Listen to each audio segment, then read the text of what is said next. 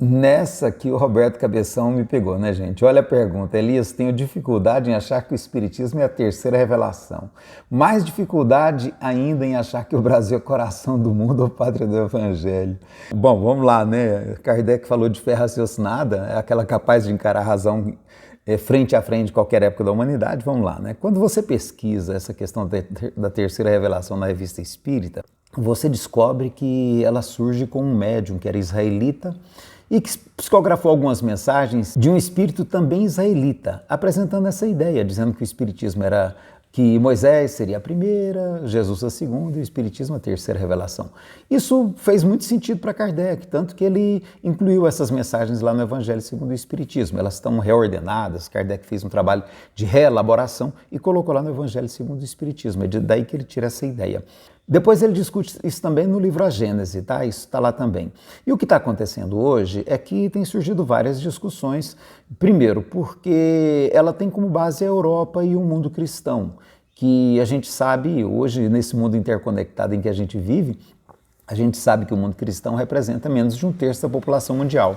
Você pega aí, só a China tem 1,4 bilhão de pessoas, a Índia mais outro tanto, a África quase isso. Ou seja, como fica essa questão hoje, sabendo que o Espiritismo representa apenas 1/1000 da população mundial? O segundo ponto é que hoje a arqueologia está chegando à conclusão que Moisés é apenas uma lenda judaica.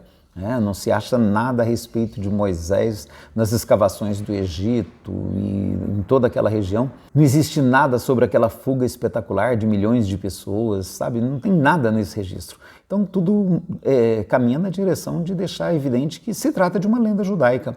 Então realmente a questão merece ser analisada e eu vejo que isso não é problema. Primeiro, porque isso não é um dos pontos fundamentais do Espiritismo, né? Isso é apenas uma dedução que foi feita na época e que hoje está sendo levantada. Como é que Kardec propõe? Fé raciocinada somente é aquela capaz de encarar a razão face a face em qualquer época da humanidade.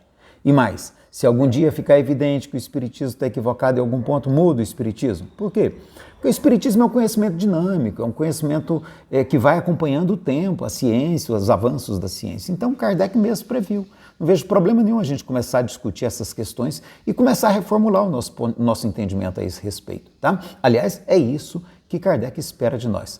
Quanto à questão do Brasil ser o coração do mundo e a pátria do Evangelho, eu vou deixar essa discussão para você ver lá no canal Fronteiras do Pensamento Espírita, numa entrevista que nós fizemos com o professor Antônio Carlos, que é professor de História, que fez uma brilhante análise. Vale a pena conferir lá no canal, tá bom? Muito obrigado pela pergunta, um grande abraço e eu espero ter cooperado com essa discussão, que é tão delicada, mas que, a meu ver, o Espiritismo precisa enfrentar.